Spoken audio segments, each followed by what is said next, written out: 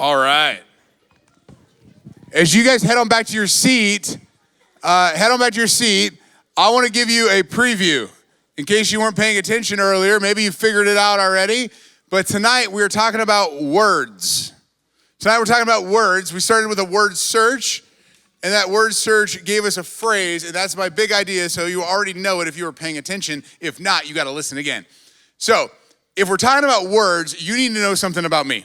By the way, if I haven't met you yet, my name is Will, and I'm older than all of y'all by a lot, okay?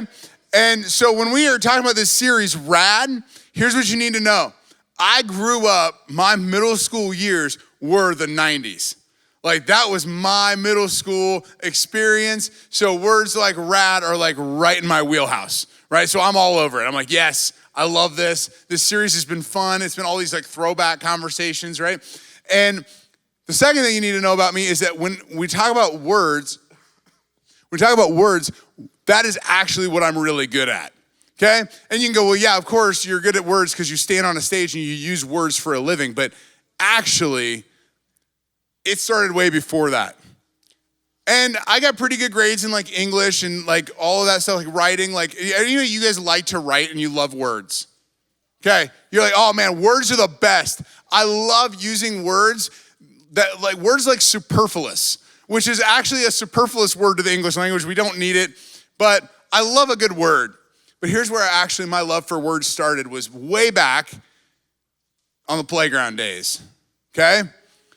Because I don't know about you, but I love a good diss. I love a good roast. You guys love a good roast, right? Like that perfectly timed comeback, right? You're hanging out with somebody and all of a sudden you've just got that perfect zinger. And that was my wheelhouse growing up. And we invented some good ones, or at least we felt like we invented them. I'm gonna read some of them to you, see if you've ever heard any of these. This is one of my favorites. I'm gonna start with it because it's just great, and farts are always funny. And so it's this: whoever smelt it, dealt it. Oh, yeah, that was a good one. This is probably like the least academic of all of them. Nuh-uh. Come on, have you guys ever used the nuh-uh? Nuh-uh, yeah, nuh-uh. Okay, that's a good one. Hold on, this one I need my hands too. Whatever, right? Okay, that was a good one. How about this one? Think about this one for just a minute. I know you are, but what am I? Right? Like, you guys know that one? All right, so somebody like throws you a diss and you're like, I know you are, but what am I? Okay, that's a good one. Here's another one. All right, this one's really academic and really up there, so see if you can hold on. This is the longest one of all of them. I am rubber, you are whatever you say bounces off me and yes, it does, you're right. All right, you got that one, so maybe you'll know this one too. Here we go. Your mom. I know. Here we go. I like this one. Talk to the hand because the face ain't listening, right? You know that one? Okay, all right, here's another one. This is an A-B conversation, so see yourself out. Oh, I know. I saved my favorite one for last though. Say it, don't spray it. I want the news, not the weather. Oh, you ever get somebody who's just right? Okay. And they're all pretty lighthearted and funny, right? All right, bring it back. If you don't understand that joke, talk to me later and I'll actually like show you how it works. Hey, Sam, do you want to come? No, I'm just kidding. So I love a good comeback. I love a good zinger. And most of those are pretty harmless, and I'm guessing that you've had some of those conversations with your friends, right? I would love for you in your connection group to say your one favorite comeback or zinger. You can do that, and you'll never get to anything else. But I have another one that I'm curious what you think. This one, you get to decide if this one's true or false. Sticks and stones may break my bones, but words will never hurt me. Your mom. Yeah, hurtful. It's that. Can we all agree that that one's not true? What about you? All right, this is your audience participation port. Be a brave. Be a little brave. If you're brave enough to raise your hand if you've ever gotten angry because of somebody's words. All right, I know, pretty brave. How about this? Raise your hand if you've ever been hurt or embarrassed by somebody's words. All right. What about this one? Raise your hand if you've ever said anything in anger that hurt or embarrassed somebody else. Look around. It's pretty much every one of us, right? Except the liars. They didn't raise their hands. Shh. Guys, stay with me for a second, because that saying is really funny. Sticks and stones may break my bones, but words will never hurt me. But actually, what we're going to learn tonight is that the Bible says it's the total opposite. And we've been talking about the series RAD, which means that like Jesus had a radical idea of how Christians should live. And tonight, I'm going to look at his radical way that we should look at using our words. Okay, so we're going to be in James chapter 3, verse 1. And if you've got it with you, or starting in verse 2. If you've got it with you, you can open it. Otherwise, it'll be on the screen. It says this. For we all stumble in many ways. In other words, we all sin, right? If anyone does not sin in what he says, he is mature and able to control his whole body. Now, if we put bits into the mouths of horses so they obey us, we direct their whole bodies. And consider ships, so that they're very large, they're driven by fierce winds, and they're guided by a very small rudder wherever the will of the pilot directs. So too, the tongue is a small part of the body, but it boasts great things. Consider how small a fire sets ablaze a large forest, and the tongue is a fire.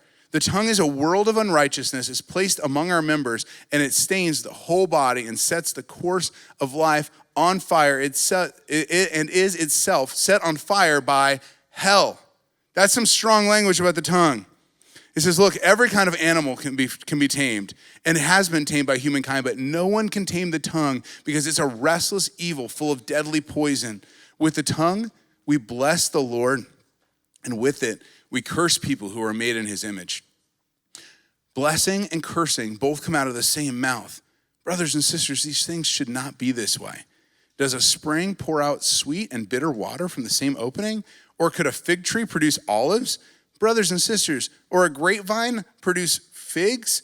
Neither can salt water spring yield fresh water. But that's what our tongues do.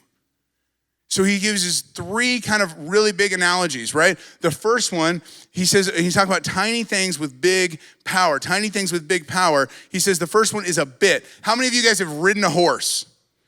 How many of you, when you walk up to a horse, it's a little terrifying how big they are, right? Can we just be honest? They're ginormous. Now, but when you sit on the horse and you grab the reins and you don't have to yank and haul and pull.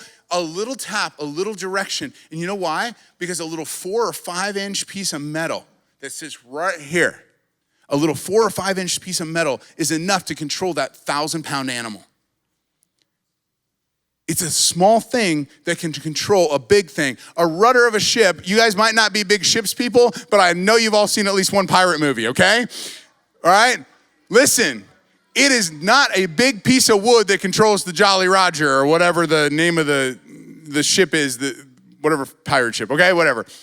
It's a little rudder on the back of this boat, but it can steer the whole boat. And he says a spark. I don't know about you guys, this is like my favorite weather, it's campfire weather, right? It's campfire weather, and I love to go out and start a big old fire in the backyard. But man, the fire in my fire pit and the fires that burn in those forest fires that we read about on the news, they always start from just the tiniest spark. And he says, look, your tongue might seem small, but it has the power to make incredible impact. And so the question is, how are we using our tongue?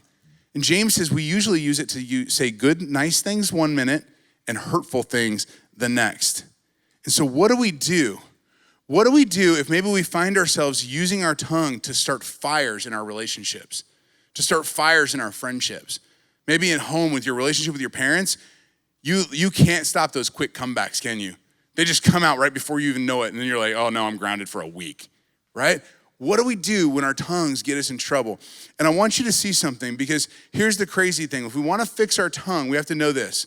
The tongue, words are not the problem to be fixed, but they're actually a symptom to be examined. Okay, so how many of you guys, you've ever had a sick day at home? Like you get to see, it's the best, isn't it? You just watch endless cartoons. It's awesome. Okay. Guys, when you wake up in the morning and you've got a fever, okay? When you wake up and you've got a fever, the problem isn't actually your fever. Did you know that?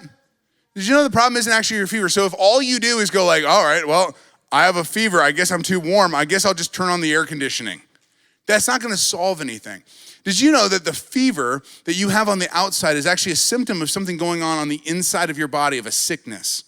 And so that fever on the outside is a symptom of a virus or some other thing that your body is fighting. And in the same way, we're going to read that our words are a symptom of a bigger problem. So we got to figure out what's wrong on the inside. I want you to look at the book of Luke, chapter 6, verse 45. Luke 6:45, Jesus is talking. He says this: a good person produces out of the good stored up in his heart. An evil person produces evil out of the evil stored up in his heart. And look at this last line. For his mouth speaks from the overflow of his heart. And so here's what you need to know. If you have a problem with your words, you have a problem with your heart. Do you guys know that? If you have a problem with your words, you have a problem with your heart. Guys, our words reflect our hearts. And so tonight, if I was just to come in, I was like, my talk to you was just to be, hey, say nicer things. Be a nicer human. Be more kind with your words. And that was it. You'd actually be missing the point, because it would be literally like treating the symptom without actually treating the disease or the sickness. And so here's what we need to do. We need to look, and we need to say, I'm going to examine my heart. So here's tonight's big idea, that radical people watch their words and examine their hearts. And so here's the question I want you to ask. When you blow up at your friends, when you blow up at your parents, and like you spout out those comebacks, those words and you had no idea they were coming, take the time to go, where did that come from? Where did that come from? Because it came from a sick heart. Our words are like the thermometer, or like the fever showing us that there's something better something going wrong on the inside. And so here's the question. We want to fix our words. We've got to fix our hearts. How do we do that? How do we do that? And we've been in James chapter 3. I want to read you a little bit of James chapter 4, and you're going to see some instructions. James chapter 4, verse 8. Here's what he says. If you want to fix what's going on, if you want to fix the way that you talk and the way that what's going on in your heart, draw near to God, and he will draw near to you. Cleanse your hands, purify your hearts, be miserable, mourn and weep. Let your laughter be turned to mourning and your joy to gloom. Humble yourself before the Lord, and he will exalt you. Here's what it says. It says a couple things, 3 things. 1, draw near to God. If you want to fix your words, you got to fix your heart. And what you got to do that is get close to God. He says, purify your hearts. Purify your hearts. In other words, you want your words to be fixed? There needs to be a change inside of your heart. And it's only God that can do it. That's why you have to draw near to him. And then he says this, if you humble yourself. You know, a lot of my words actually come from my pride. Because in the moment when I get all worked up, I think I'm better than the person that I'm mad at. You guys feel that? You're like, I don't deserve to be treated this way. And what he says is humble yourself. The ultimate solution to hurtful words and a sick heart is a relationship with Jesus, guys. That's the solution. It's a relationship with Jesus. So maybe you've tried not to get angry and not to use your words like 1,000 times. You're like, over and over again, I keep trying to be nicer and the yucky just keeps coming out. And what I'm saying is, hey guys, you don't have to fix that yourself. Turn to Jesus, draw near to Jesus. And if that's true for you tonight, here's your opportunity. Here's the response that I would want you to have. If you tonight are finding that you got words flowing out of an evil, broken, busted up heart, here's what you need to do. Just ask Jesus this simple prayer. Jesus, I know my words have been hurtful to others, and I know it's because my heart's not clean. Jesus, thank you for dying on the cross to pay for my sinful words and my sick heart. please heal me tonight. I want to use my words to help others and build them up. It's that simple. That's what it means when James talks about drawing near to God and purifying your heart. And here's what's amazing, guys.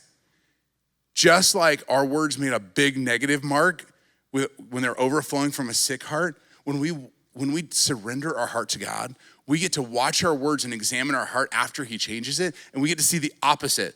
Look at this. Look at this. Ephesians chapter 4, verse 29 says this.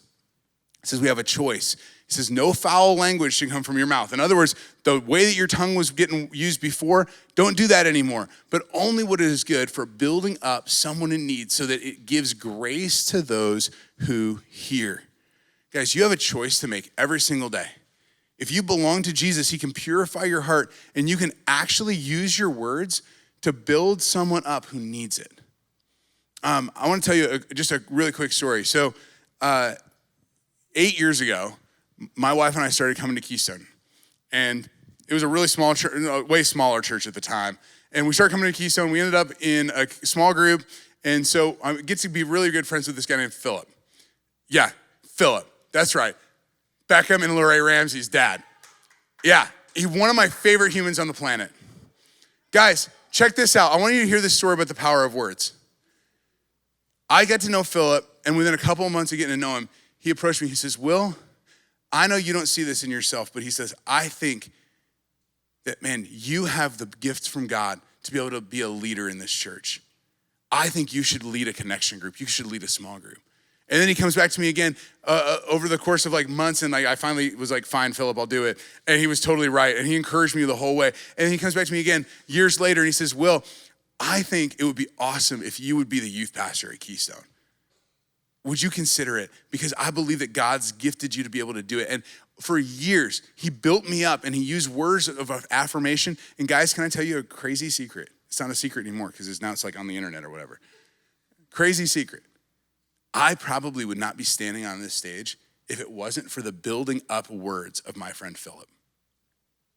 Seriously. I don't know if you guys know that. Beckham, your dad, it's his fault I'm here. And it's awesome. But guys, that's a great story, right? Well, it's Lorraine's dad's fault I'm here too. But hey, imagine this for a second. What if you could be the Philip in somebody else's life? What if you could actually walk into your home tonight or tomorrow morning and you could speak truth and words of encouragement into your little brother or sister's life? And what if it changed the course of their life forever? What if tomorrow morning when you walked into school out of the new heart that Jesus has given you, you use your words to make a mark of encouragement, maybe on your friends and maybe on the person that's the hardest to love? That's what Jesus wants you to do, because radical people watch their words and examine their hearts. So if you look at your words and you don't like what you see, look to your heart. And if God's cleansed your heart, you have an opportunity to use your words to build somebody up. Jesus, thank you so much for these students. I love being here and being able to do this. God, thank you for Philip and his constant, like annoyingly encouraging voice in my life. God, just to build me up over and over again when I didn't feel like I could. God, I just pray that tonight, God, would you build up a student that's in this room? Help them to know how loved they are. And God, would you help us to go out from this place ready to build up somebody else? God, would you help us to encourage our siblings, our friends, and maybe even an enemy along the way? Because Jesus, if we've been changed by you, we want to show that to the world through our words. In your name we pray. Amen.